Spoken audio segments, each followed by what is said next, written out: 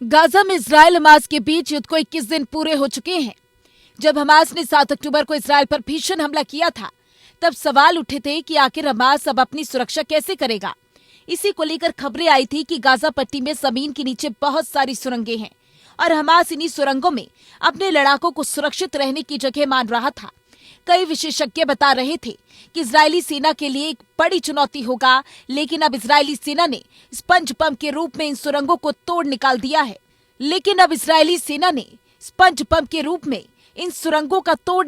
है। ये बम इन सुरंगों को पूरी तरह से बेकार कर देंगे। शुरू से ही चर्चा में है ये सुरंगें। हमास के हमले के बाद से इजराइल लगातार गाजा पर हवाई हमले जारी रखे हुए है, लेकिन अभी तक उसने जमीनी हमले की शुरुआत नहीं की। लेकिन बताया जा रहा है कि इसके लिए वह पूरी तरीके से तैयार है। लेकिन चर्चाएं गाजा में मौजूद हमास की सुरंगों की हो रही है, जो इजरायली सेना के लिए सबसे बड़ी चुनौती साबित होगी।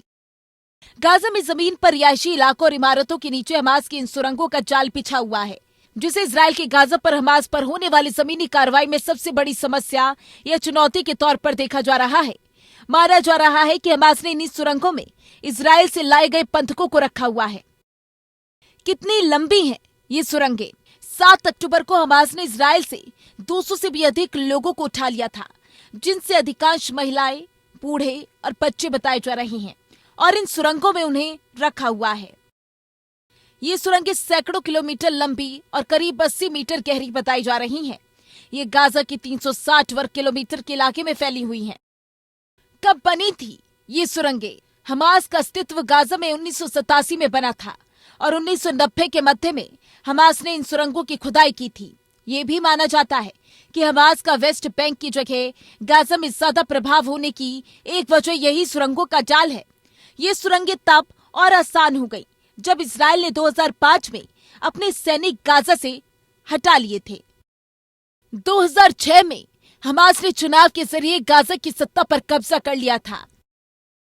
क्या होता है स्पॉन्ज पंप?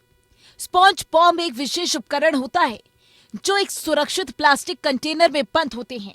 इसमें एक धातु के जरिए 2 हिस्से होते हैं, जिसमें 2 अलग अलग प्रकार के तरल पदार्थ होते हैं। जब ये बम सक्रिय करना होता है तो प्रशिक्षित सैनिक इसे फोड़ता है, जिससे ये दोनों तरल पदार्थ मिल जाते हैं और उनसे एक खास तरह का फॉर्म बनकर निकलता है। स्पॉन्ज पंप से क्या उम्मीदें? हमास की सुरंगों से निपटने के लिए इजराइल स्पॉन्ज पंप बना रहा है। इन पंप की खासियत यही होती है कि ये अचानक फूटते हैं, जिससे एक फॉर्म बनता है जो तेजी से फैलता है और फिर ठोस भी हो जाता है। इससे सुरंग का रास्ता पूरी तरीके से रुक जाएगा और पूरी की पूरी सुरंग ही बेकार हो जाएगी। वहीं टेलीग्राफ की रिपोर्ट के मुताबिक इजराइल रासायनिक ग्रेनेड का भी परीक्षण कर रहा है, जो सुरंग के प्रवेश द्वारा को सील करने का काम करेंगे, जिससे कि हमास के लड़ाके बाहर ही ना निकल सके। बताया जा रहा है कि इजराइल ने पहले भी स्पॉन्ज पंप का उपयोग साल 2021 में किया था।